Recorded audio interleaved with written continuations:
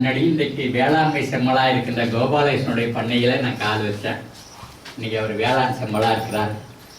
இன்னைக்கு நிறைய பேர் என் கண்ணுக்கு முன்னாடி நிற்கிறீங்க. இன்னொரு 5 வருஷத்தில் இன்னைக்கெல்லாம் வேளாண்மை செம்மலாக இருக்கணும். நம்மளோருடைய நம்பிக்கை எதில் இருக்குன்னா மாற்றம் ஒன்றில் தான் நம்பிக்கை இருக்கிறது. கோபாலகிருஷ்ணன் போன்றவர்கள் தான் எனக்கு நம்பிக்கையை ஏற்படுத்தினார். அவர் நான் உள்ள பண்ணைக்குள்ள நுழையிற நேரத்தில் ரசாயன உரங்களை ஒன்றா கொட்டி கலந்துக்கிட்டு இருந்தாங்க. நிறைய ஆட்டுவார் அவர் தான் இப்படி மாறி இருக்கிறார். அப்படியானா நம்மளோட நம்புறதுல ஒன்றும் ஆச்சரியமே கிடையாது. தமிழ்நாட்டை மாற்றியே ஆகணும், இந்தியாவை மாற்றியே ஆகணும், இல்லைன்னா கிடையாது, நமக்கு எதிர்காலம் கிடையாது. அந்த நம்பிக்கையோட என்னுடைய பேச்சை ஆரம்பிக்கிறேன். இன்றைக்கு உங்களுக்கும் எனக்கும் என்ன வித்தியாசம், அல்லது மேடையில் இருக்கிறவங்களுக்கும் எனக்கும் என்ன வித்தியாசம்னா, இன்னைக்கு விவசாயியோட நிலைமை என்னவா இருக்கிறதோ இது இப்படிதான் இருக்கும்னு எனக்கு 1966 தெரியும். அவ்வளவுதான் வித்தியாசம். அவங்களுக்கும் எனக்கு இருக்கிற வித்தியாசம். 1963 கோயில்பட்டி ஆராய்ச்சி நிலத்துல நான் பணியில சேர்ந்தேன். அங்க பண்ணை மேலாளரா 158 ஏக்கர் நிலம் என் பொறுப்புல தான் இருந்தது. இன்னைக்கு உங்களுக்கு கரூர் மாவட்டத்துல இந்த புஞ்சக்காடுகள்ல என்னென்ன பயிரெல்லாம் விளையுதோ அத்தனை பயிர்களை நாங்க விளைய வச்சிருந்தோம். 3 ஆண்டுகள் கணக்கு பார்த்த பிறகுதான் தெரிஞ்சது ஒரு துண்டு நிலத்துல கூட லாப கணக்கே எழுதலைன்னு. ஆனா அன்னைக்கு நான் முடிவு பண்ணேன், இதே முறை இந்த ரசாயன உரங்களும் ஒட்டு விதைகளும் தொடருமானால் விவசாயிகள் எல்லாம் கடனாளியாக இருப்பார்கள், விவசாய நிலங்கள் எல்லாம் பாலையாக மாறிவிடும் முடிவு பண்ணேன். என்னுடைய கூட்டாளிகளுக்கெல்லாம் சொன்னேன்.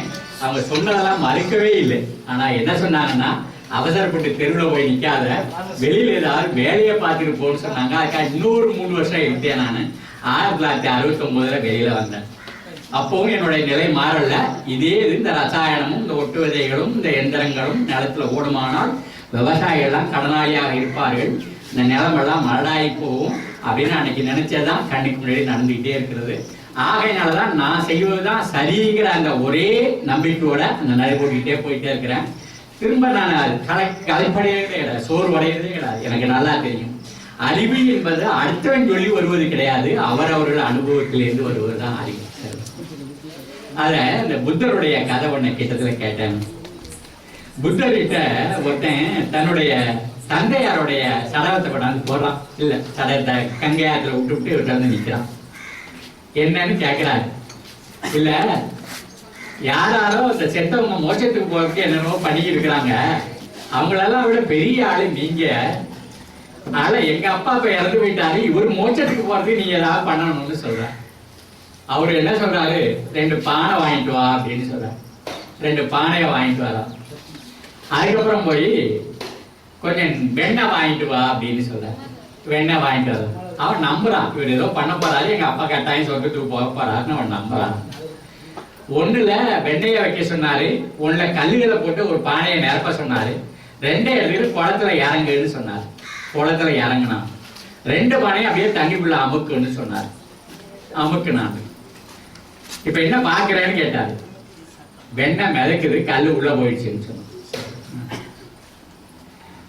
நீங்க இந்த நாட்டுல இருக்கிற யாருனாலும் கூட்டிட்டு வா, இந்த மிதக்கிற வெண்ணையை கீழே போய் சொல்லு, போட்ட கல்ல மேல வா சொல்லு, மிதக்க வை பார்க்கலாம் அப்படின்னு சொன்னார். அப்பதான் அவனுக்கு என்னவோ தெரிஞ்சது, இவர் வேற என்னவோ செய்ய வர்றாரு, அப்பாவை மோட்சத்துக்கு அனுப்புற வேலையில இவர் இல்லை. கல்லு முழுவத்தான் செய்யும், வெண்ணெய் மிதக்கத்தான் செய்யும். உங்க அப்பா செஞ்சிருக்கிற காரியத்தை வச்சு அவருக்கு சொர்க்கத்துக்கு போறாரா நரகத்துக்கு போறாரா முடிவை போட்ட முடிவையா வேற யாரும் ஒன்றையும் பண்ணிடவே முடியாது. அதனால தீதும் நன்றும் பிறர் தரவாரா, நாம என்ன செய்கிறோமோ அதை வச்சுட்டு தான் நம்ம மேலுக்கு வர்றதுக்கு தாழ்ந்து போறது இருக்குதாங்க. நம்மளவாரா பார்க்கல, நம்ம இளமையில இருந்து பல சிந்தனையாளர்களுடைய மண்டக்குள்ள நுழைஞ்சிட்டதுனால நம்முடைய நாடா பார்க்கிறேன், இந்த உலகமா பார்க்கிறேன், இன்னைக்கு இந்த பூமியா பார்க்கக்கூடிய ஒரு காலகட்டத்தில் இருக்கிறோம். ஆகையினாலதான் இன்னைக்கு நம்ம சுற்றுச்சூழல் விழிப்புணர்வு நிகழ்ச்சிக்கு என்னை கூப்பிட்டுக்கிறாங்க. இதுக்கு இடையில மறுபடியும் நீங்க எப்படி உறைஞ்சு போயிடாதீங்க, ஐஸ் கட்டி மாதிரி உறைஞ்சு போயிட்டீங்கன்னா பேசுறது மட்டுமே காதுக்குள்ள போவாது. நான் இங்க கோயில்பட்டியில் இருக்கிற காலத்துல 63க்கு 69க்கு இடையில அந்த நண்பர்கள் ஒரு கதை சொன்னாங்க. அங்க அந்த நாய்க்கரைகள்லாம் இடுப்புல லங்கோடு தான் கட்டியிருப்பாங்க. ரொம்ப வறண்ட பூமி, கண்ணுக்கரையில இருக்கும். இந்த கரூர் மாவட்டம்லாம் பக்கத்துல எங்க முடியாது, என்னைக்கோ ஒரு நாளைக்கு எங்கோ போய் தூத்தல் தூரும். அவரு என்ன பண்ணாரு, ரோட்ல நடந்து போயிட்டு இருந்தார்.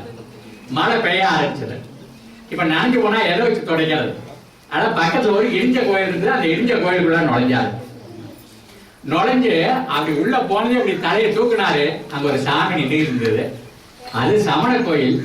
அந்த சாமி லங்கோடும் இல்லாம நிக்குது. அப்படியே கையெழுத்து கும்பிட்டாரு. கும்பிட்டு கேட்டாரு, நான் 7 ஏறு கூட்டி உழுதுகிட்டு இருந்தேன், லங்கோடோட நிக்கிறேன், நீ எத்தனை ஏறு கூட்டி உழுதியோ அதுவும் இல்லாம நிக்கிறீங்க.